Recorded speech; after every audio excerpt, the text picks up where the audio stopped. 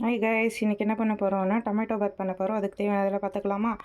புதினா, கொத்தமல்லி, வெங்காயம், ரெண்டு பச்சை மிளகா, கார பவுடர், கொஞ்சமாக சிக்கன் மசாலா, பிரியாணி மசாலா, மஞ்சள் பவுடர், தனியா பவுடர், பிரியாணி இலை, தயிர், டொமேட்டோ,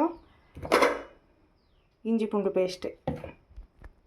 பாருங்க கைஸ், நான் கேஸு ஆன் பண்ணிட்டேன். ஆயில் ஊற்றிக்கலாம்.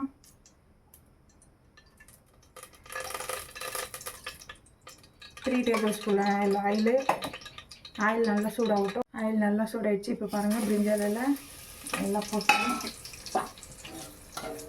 இப்போது வெங்காயம், டொமேட்டோ போட்டு அது நல்லா ஃப்ரை பண்ணணும்.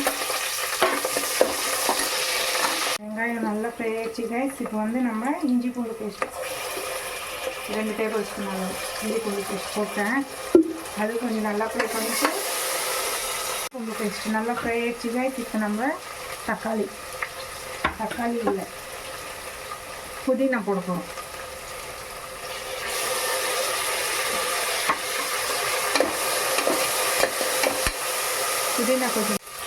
புதினா நல்லா ஃப்ரை ஆகிடுச்சு. இப்போ நம்ம தக்காளி போட்டு தக்காளி நல்லா ஃப்ரை ஆகும். பாருங்க, தக்காளி நல்லா ஃப்ரை ஆகிடுச்சு. இதெல்லாம் மசாலா எல்லாம் போட்டுருவோம். மசாலா நல்லா மிக்ஸ் பண்ணி வச்சுட்டு தயிர்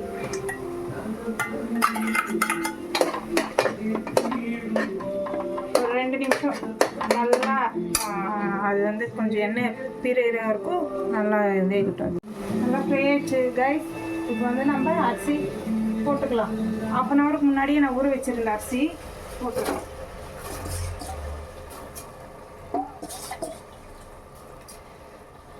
நல்லா மிக்ஸ் பண்ணிவிட்டு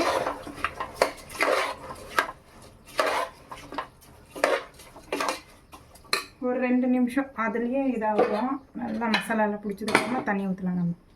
இப்போ நம்ம எடுத்துகிட்டு தண்ணி ஊற்றிக்கலாம். நான் இந்த டம்ளரில் 1 டம்ளர் அளவு அரிசி போட்டிருந்தேன். இப்போ 2 டம்ளர் தண்ணி ஊற்றிக்கலாம்.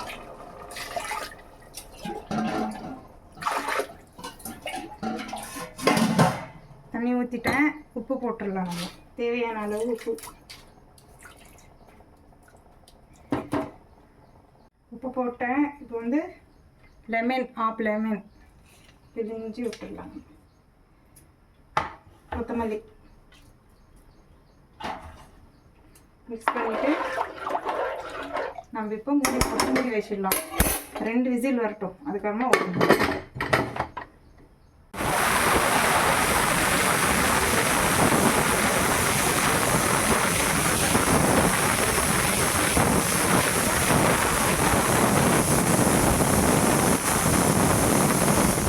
பாருங்க, காற்று போயிடுச்சு கைஸ். இப்போ நம்ம ஓப்பன் பண்ணிடலாம்.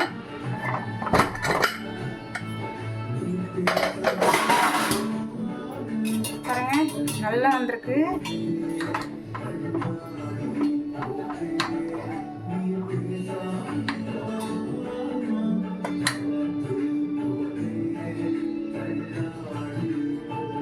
பாருங்க கைஸ், நல்லா தக்காளி சாதம் நல்லா வந்திருக்கு. பிடிச்சிருந்த லைக் போடுங்க, ஷேர் பண்ணுங்கள், சப்ஸ்கிரைப் பண்ணுங்க கைஸ். மறக்காமல் சப்ஸ்கிரைப் பண்ணுங்க கைஸ். நான் போட்டுகிட்டே இருக்கேன். இன்னும் யாரும் சப்ஸ்கிரைப் பண்ணாமல் இருக்கீங்க, போடுங்க. நீங்கள் பிடிச்சிருந்தா லைக் போடுங்க. தேங்க்யூ, பாய்.